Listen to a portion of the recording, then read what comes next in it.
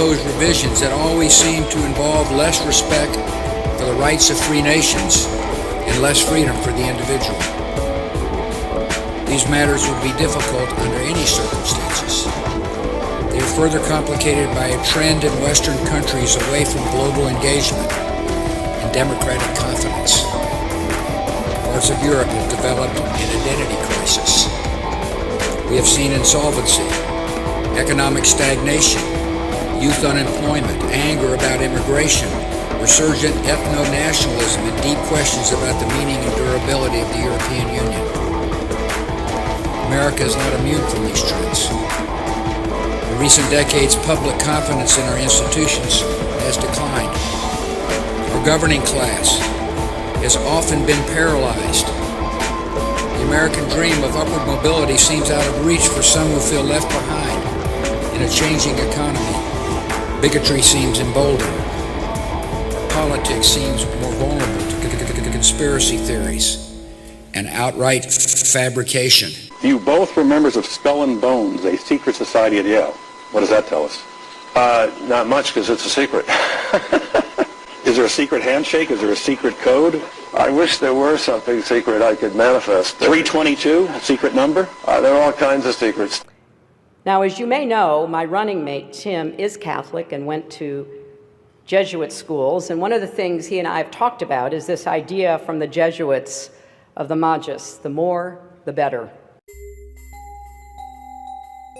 Hello, everybody. Today is Saturday, March 24th, 2018, and Jörg Listman and I are gathered here on Skype for another reading of Codeword Barbelon.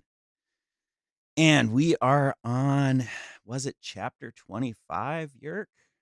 Yes.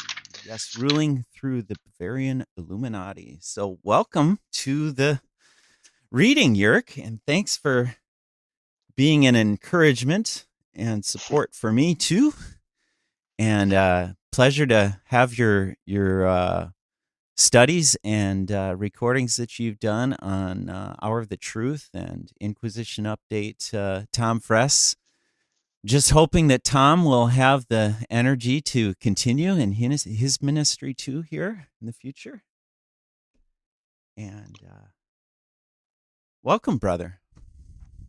Well, thank you, Brett. Thank you for the invitation, and I'm happy that we are here together on a Sabbath day where I have a shining sun all afternoon already, and this is really the first day of a little bit springtime. We were doing a little walk, my mother in the wheelchair with me and the dog. For an hour, we went to the horses and fed them a few pounds of carrots for the horses and the goats that were there. And it's really enjoying this weather today, and that's just wonderful. And when the sun shines like this, I am at least even more motivated to get into a nice reading. Good. Because today I took not only because of the Sabbath, but I really took a little bit on a break because yesterday I did 3 readings. The Codeword Barbelon we did together, and then I did another reading of did the Catholic Church give us the Bible book, which I very much enjoy myself with. And then I did a German reading of this Griesinger book again about the history of the Jesuits, and I was coming to the part of the Jesuit missions in Asia, reading about Francis Xavier, how he got into Japan, and how he failed there in Japan, and how he tried to turn it around and failed again, and then learned that the religion of Japan at that time was the religion actually of coming from China, Buddhism. Then he said, I have to go then to China. So then he went back to Goa in India, but then he stranded on an island on the way to China. He never arrived there. So reading all that stuff about Francis Xavier, very, very interesting. I have to tell you. So this book from Griesinger on the Jesuits from 1866 is a real book I advise everybody to get his hands on. You can get the download free from the internet of the PDF for the moment to read that for yourselves.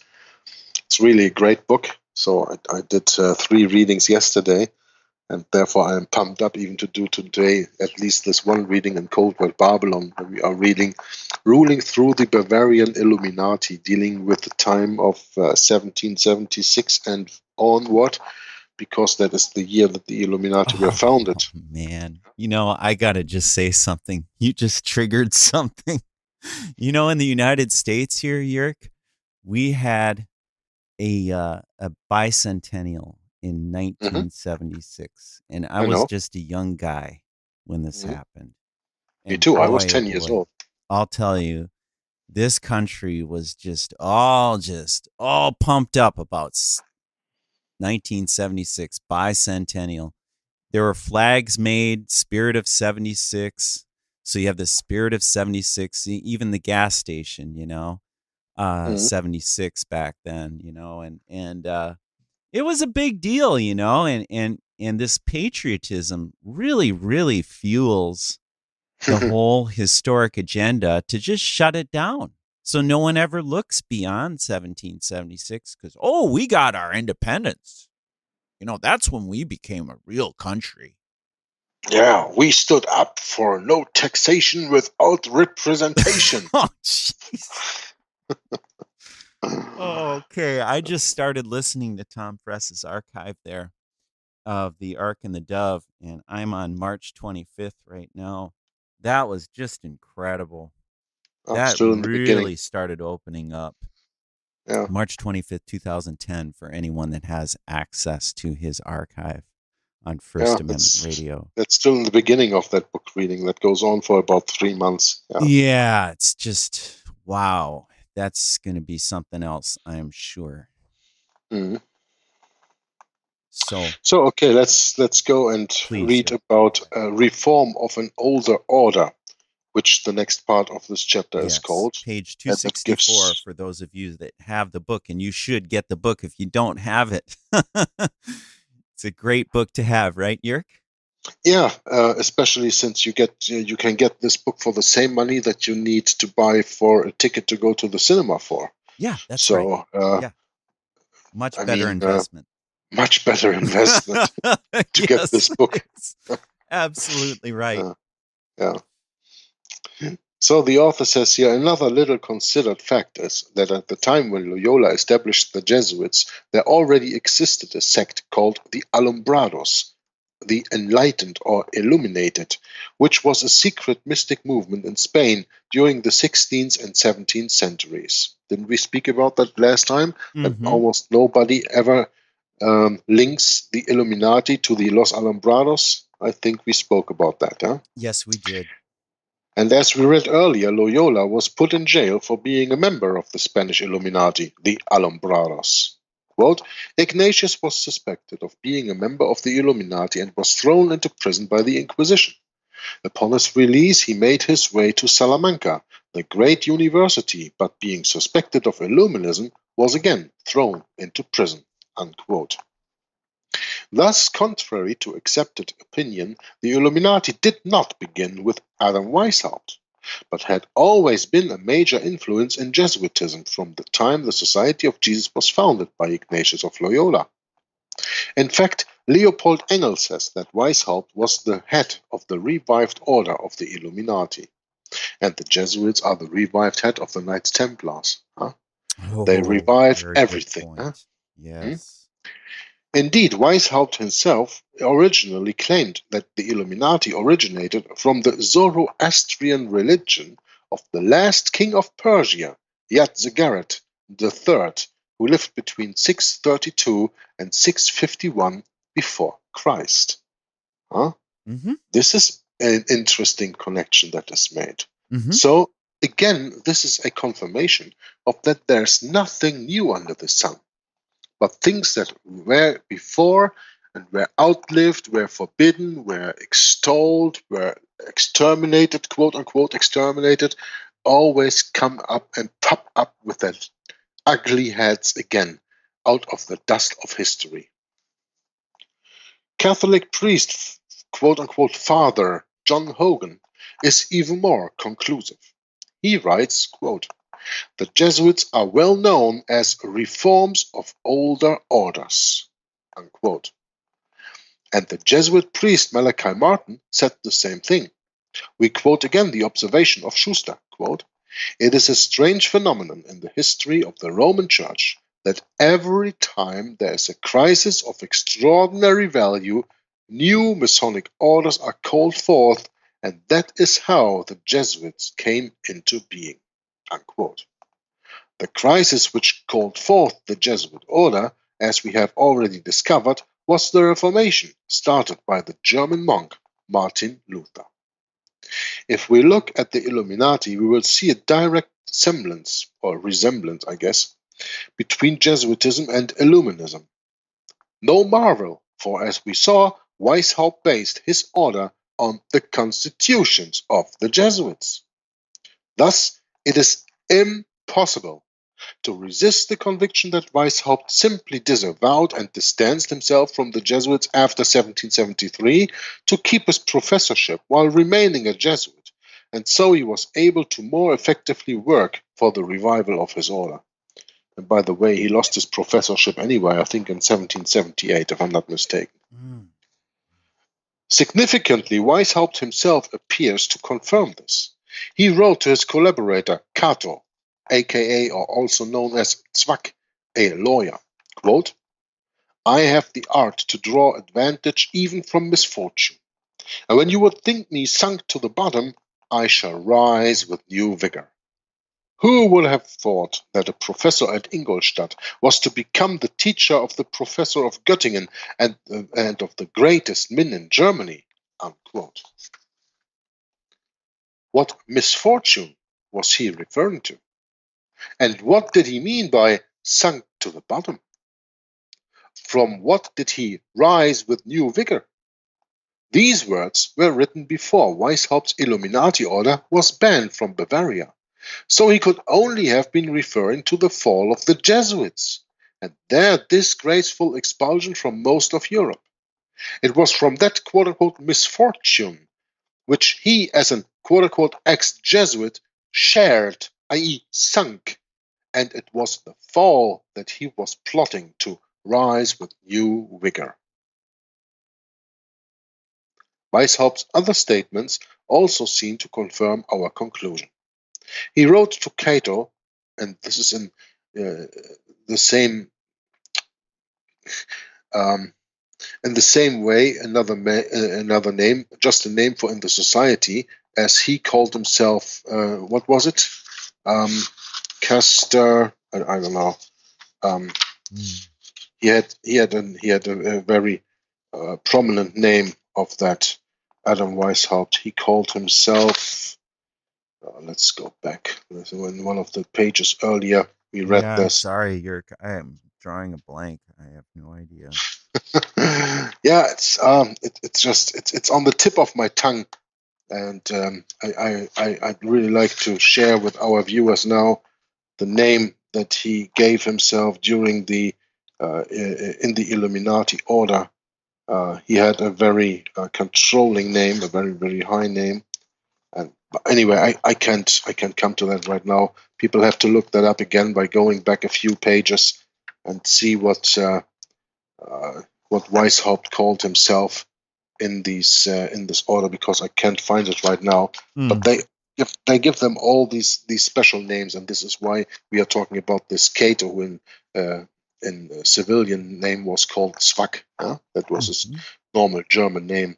So he wrote to Cato in his letter, "In another situation and in an active station in life, I should have been keenly occupied, and the founding of an order would have never come into my head."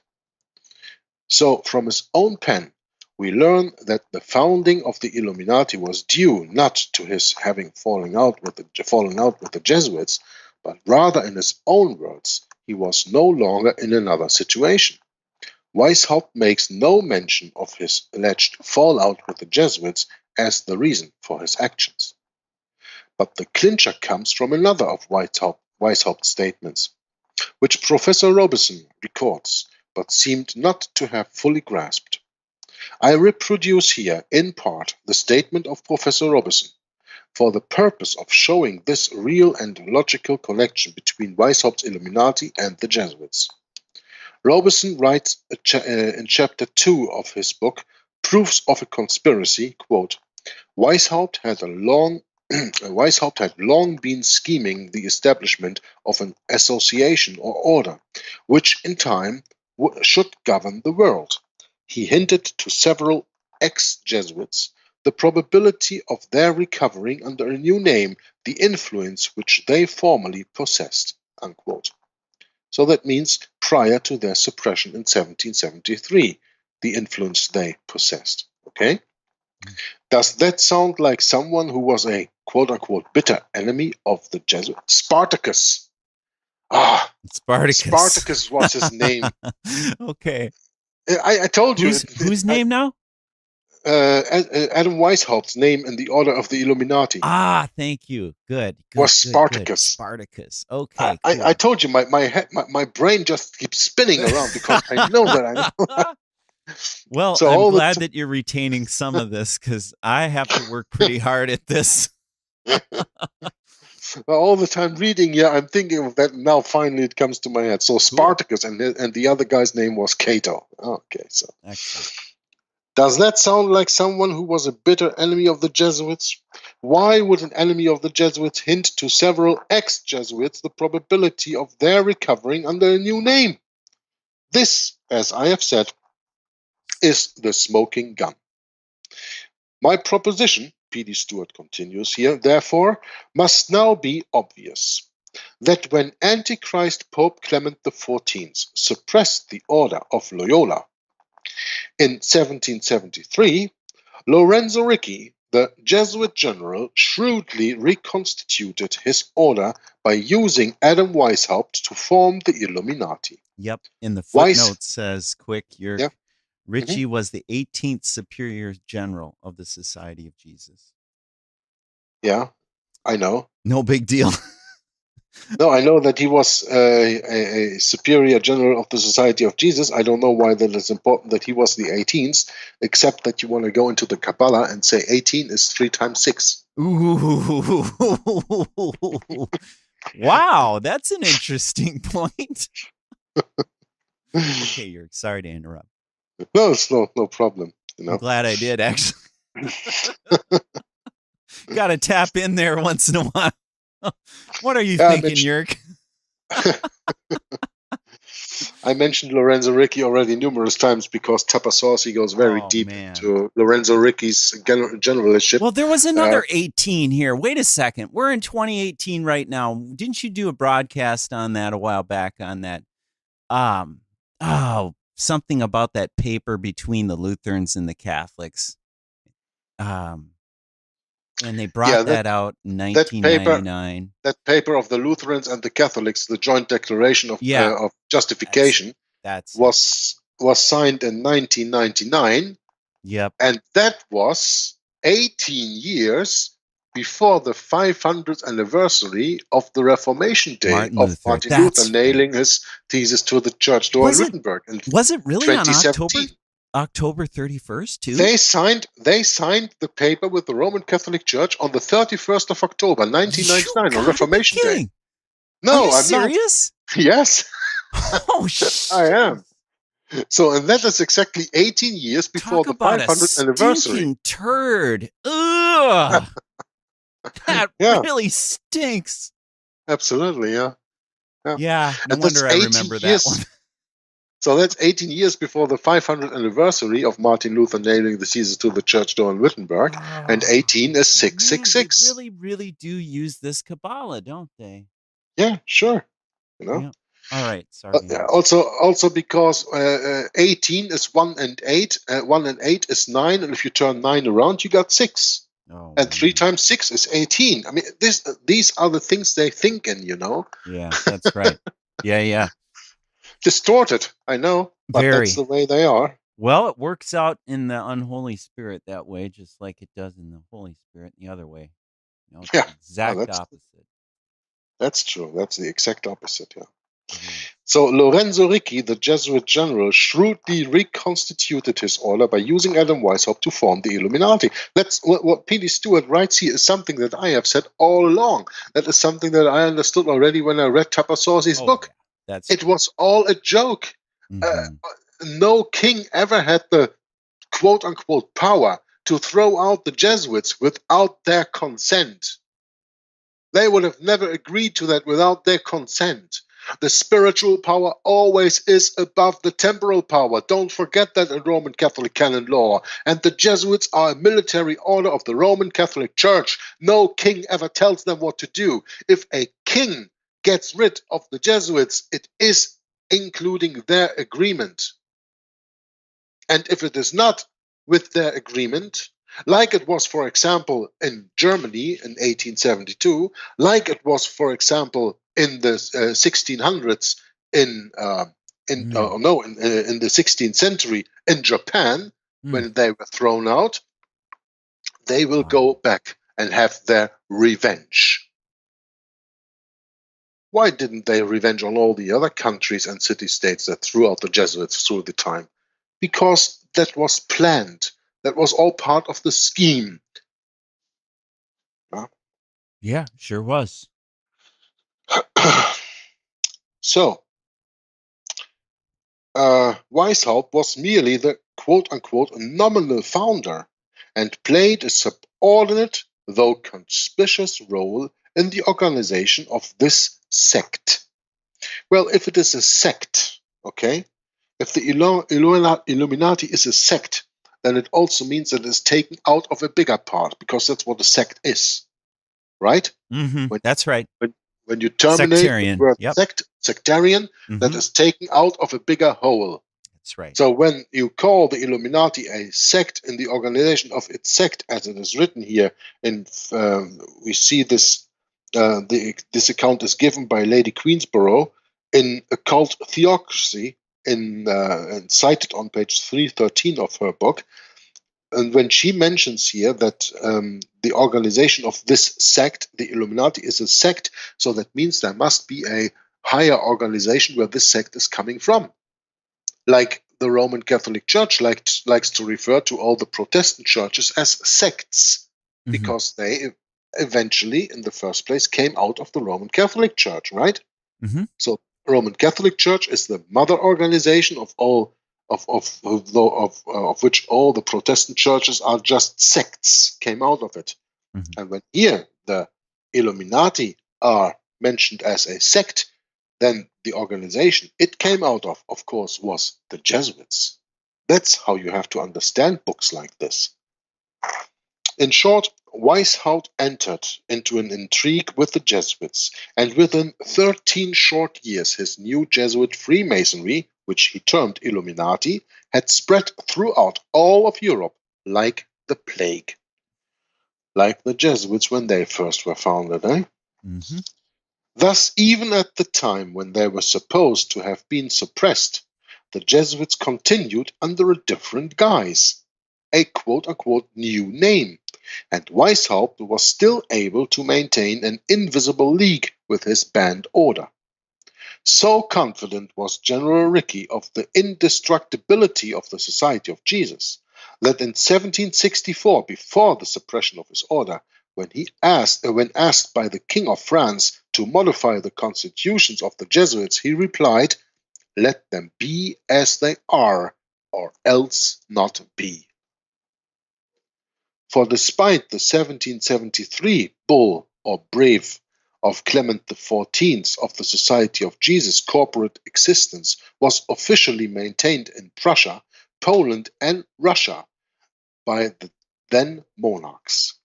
In 1770, a year after the Spanish ban on the Jesuits, and 3 years before Pope Clement XIV issued his decree, Frederick II of Prussia, before he was the Great, wrote to the Jesuit-trained Voltaire, the famous French philosopher, quote, "I shall hoard the precious seed, the remnants of the Jesuits, in order to redistribute it one day to those who may wish to cultivate this rare plant in their own land," unquote. Frederick did not merely hoard the precious seed, he took the vipers to his bosom, using Freemasonry. This is a historically absolutely most important little paragraph of this book. Wow. That Frederick II of Prussia, who was later called Frederick the Great, was a at least 33rd degree Freemason, as far as my knowledge goes, sheltered the Jesuits like the Tsar from Russia did in the same time.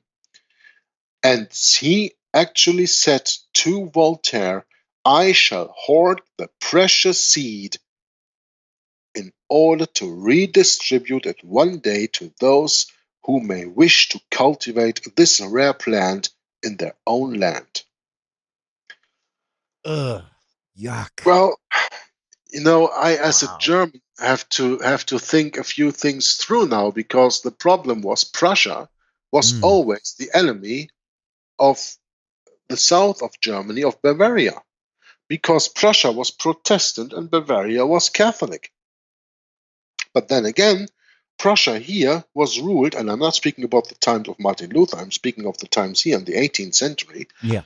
Prussia here was ruled by a Freemason king. Mm-hmm.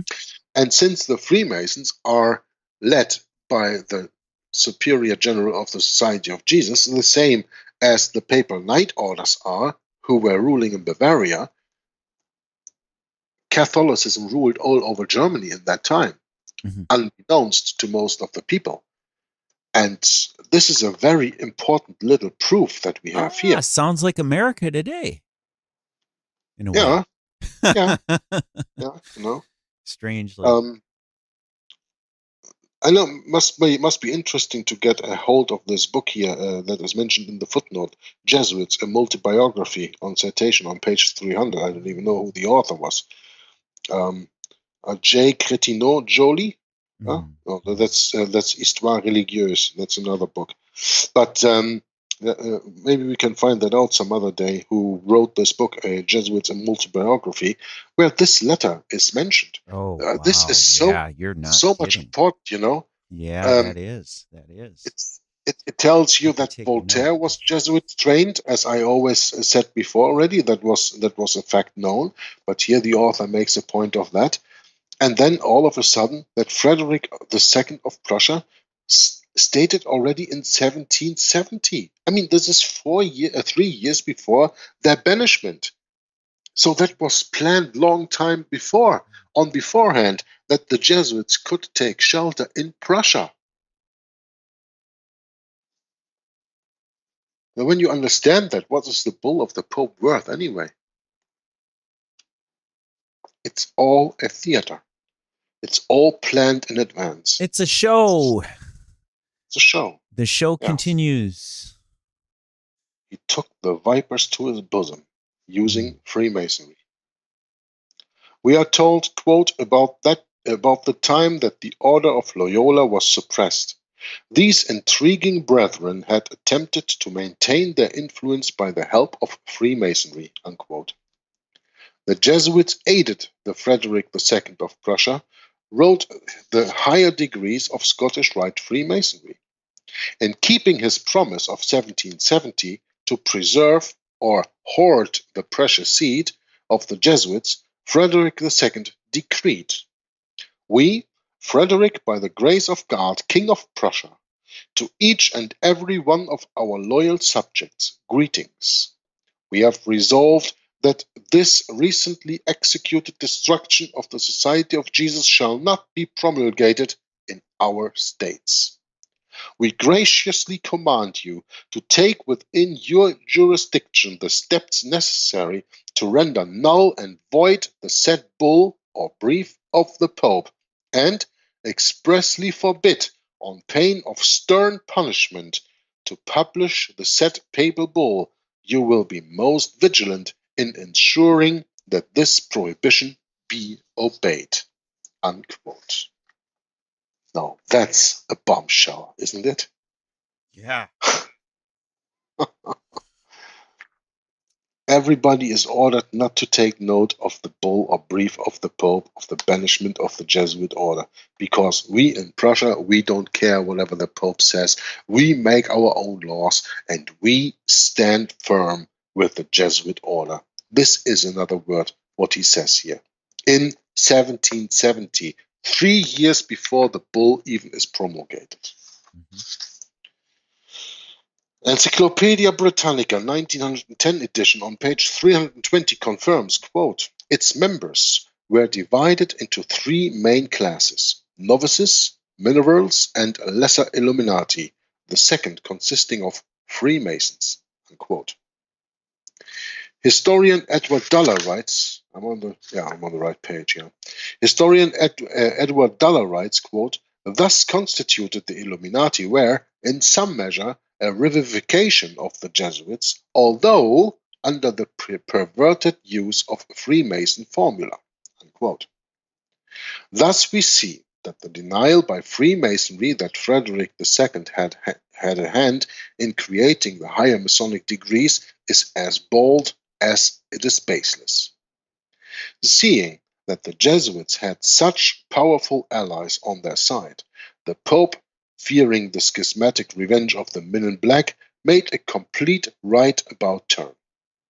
In March 1774, the papal nuncio, Garempe, announced that the Clement XIV, before his untimely death, had authorized the Jesuits of Poland and Prussia to continue teaching, preaching, and administering the sacraments of the Church.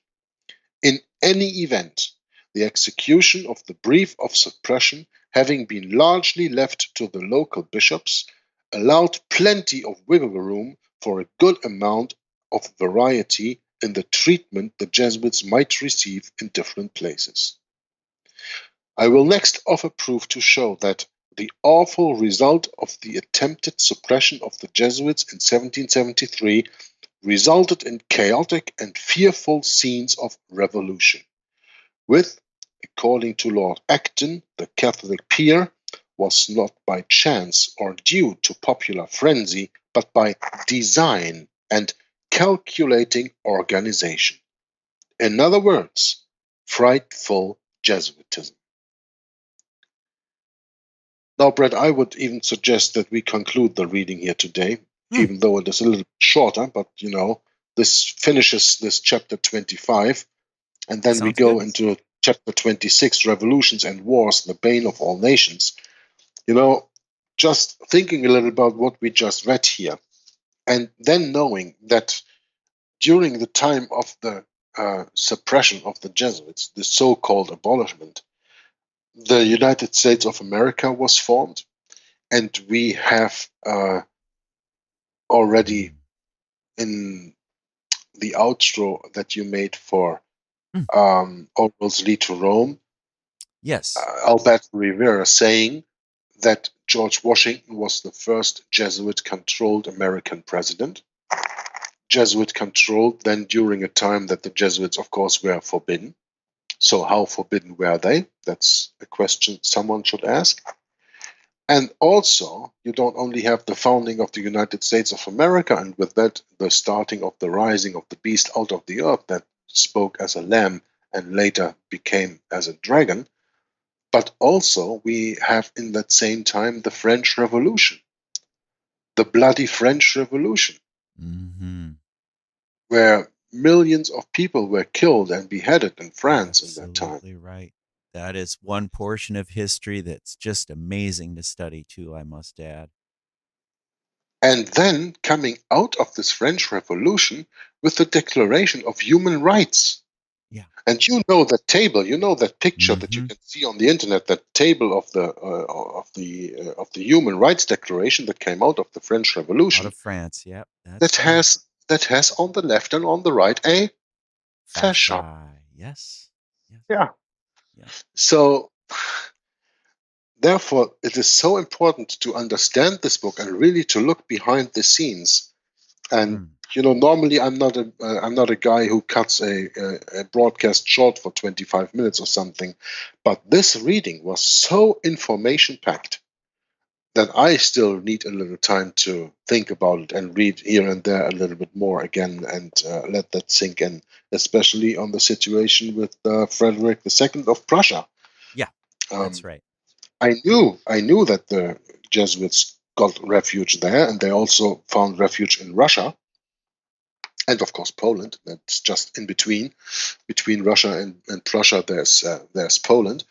But I was never aware of Frederick II writing already before the suppression letters, like the letter he wrote to Voltaire, and like the other one that he wrote here to, where is it? The Jesuits aided Frederick II of Prussia, wrote the higher degree Scottish Rite Freemasonry in keeping his promise to preserve.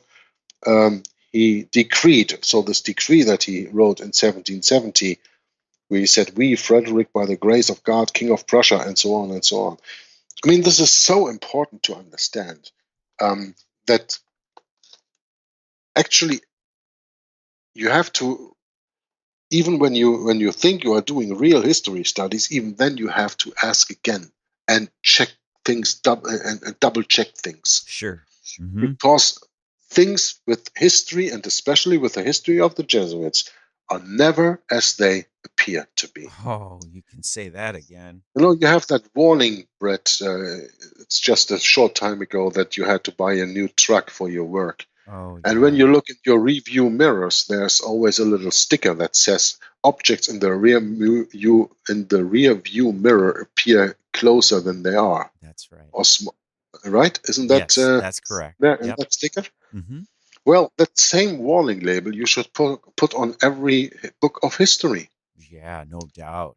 That things taught in here are not as clear as they seem at first reading, at first glance, and that you really need a deeper study of different sources to make a whole picture work and understand. Yeah, especially with history. Yeah, that's absolutely right. What this actually tells me is that even though that a lot of people think that Germany, with the Second Reich, that Bismarck founded in 1871 after the war against France in 1870, and before that in 1866 at Kögnitz he defeated the south of Germany, Bavaria and Austria, the south of, and then he formed the Second Reich in 1871, that lasted till the end of World War I. That even that, because Prussia was a through and through controlled country by Freemasons, that even though it seemed on the outside that Protestantism had gained a success with Prussia leading Germany into better times, even as Griesinger said in his work, that there has never been a greater epoch for Germany than the time now when the empire, when the empire's government is coming to support Protestantism. I think that even all that was just a scheme. And we see that, of course, with the short-lived Kulturkampf of Bismarck, which only, the culture struggle that only lasted on for 8 years. And then Bismarck was, quote-unquote, defeated. It was Catholic all along. It was a Catholic play all along, just to make sure to give Germany, during the reign of Bismarck, the power that they could rise to win the First World War, which they actually did. Because at the end of World War I, not one Allied soldier set foot on German ground. Not many people know that, but Germany was, after World War I, not defeated like after World War II. Not one foreign soldier set foot on German ground at the end of World War I.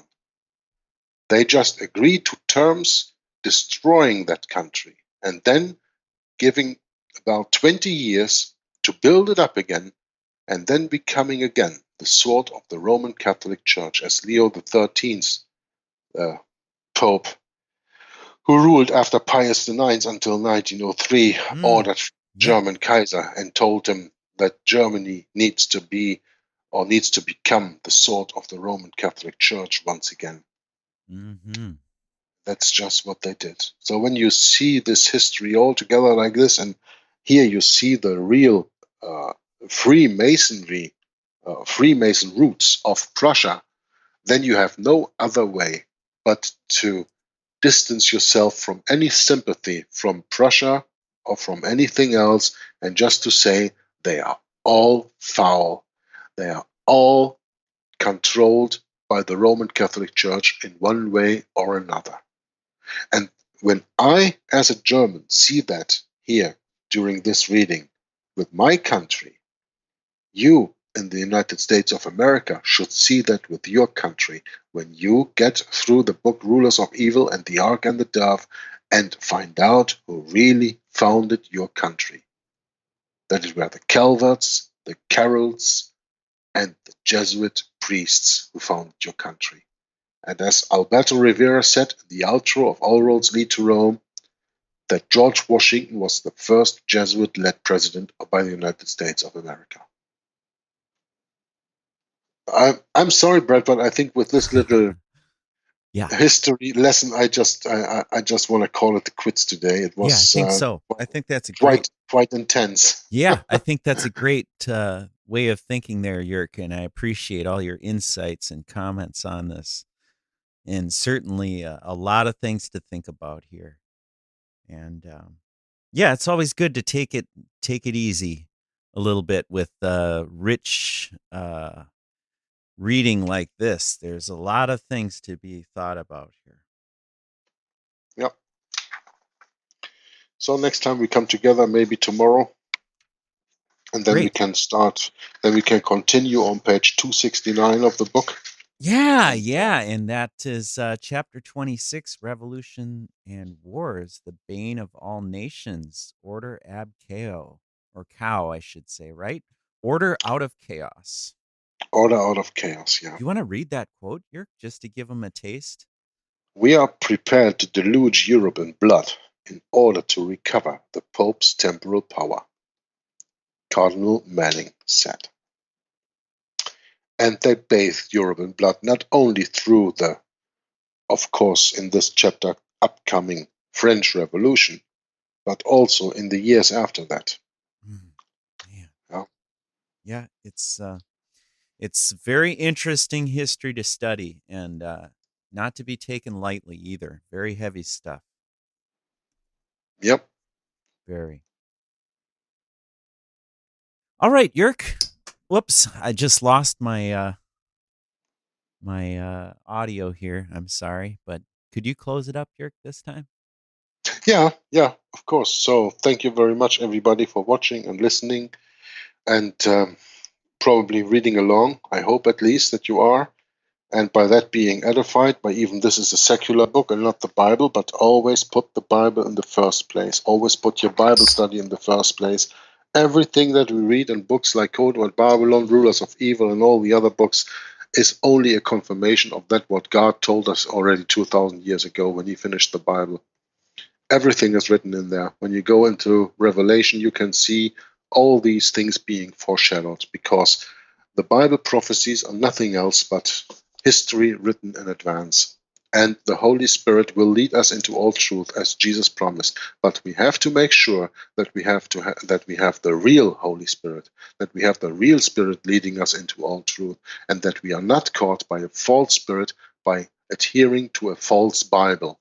Therefore, it is absolutely necessary for you to have a 1611 King James Bible that is not forgerized, and when studying that with the right mind, you will be led by the Holy Spirit into all truth. And with that, I want to close the broadcast for today. Thank you, Brett. Thank you, listener. Until next time, Maranatha.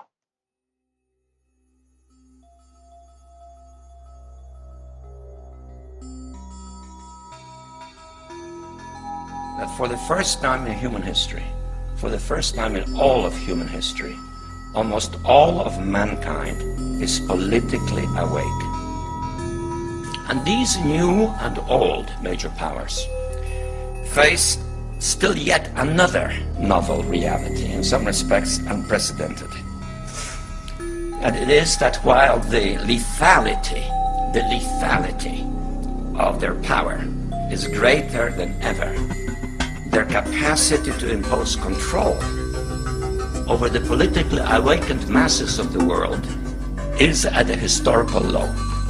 I once put it rather pungently, and I was flattered that the British Foreign Secretary repeated this, as follows. Namely, in earlier times, it was easier to control 1 million people. Literally, it was easier to control 1 million people than physically to kill 1 million people. Today, it is infinitely easier to kill 1 million people than to control 1 million people. It is easier to kill than to control. We're at the very beginning stages of a very brutal and bloody conflict. And I believe that we've come horribly off track in the years since the fall of the Soviet Union. And we're starting now in the 21st century, which I believe strongly is a crisis both of our church, a crisis of our faith, a crisis of the West, and a crisis of capitalism. His son Jesus is here in our midst. His bride, the church, is honored to host an event affirming the dignity of the human person and the sacredness of all human life. I think Russia is no longer a communist state, first of all. That's very important to realize.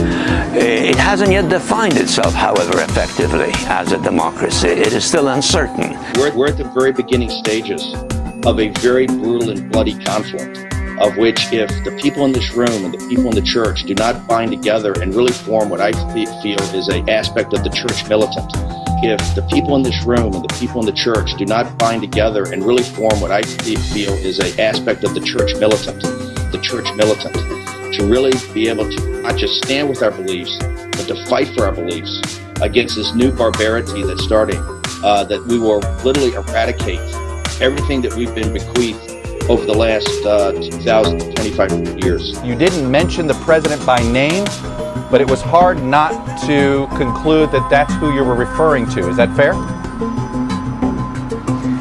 I was certainly referring to the threats that we are now facing with this stated goals of this administration, which would upset the last 70 years of a new world order, which was established after World War II. 70 years based on human rights, respect for the law, free trade, all of the things, aspects of this world order that took place after one of the most horrific, terrible wars in history, and I'm for maintaining it. We are grateful to be citizens of one nation under God, who acclaim this evening that in God we trust. Bless our two candidates, our benefactors, and those whom the L. Smith Foundation has been honored to serve for 7 decades. Guide us safely home, both this evening and for all eternity, through Christ our Lord. Amen.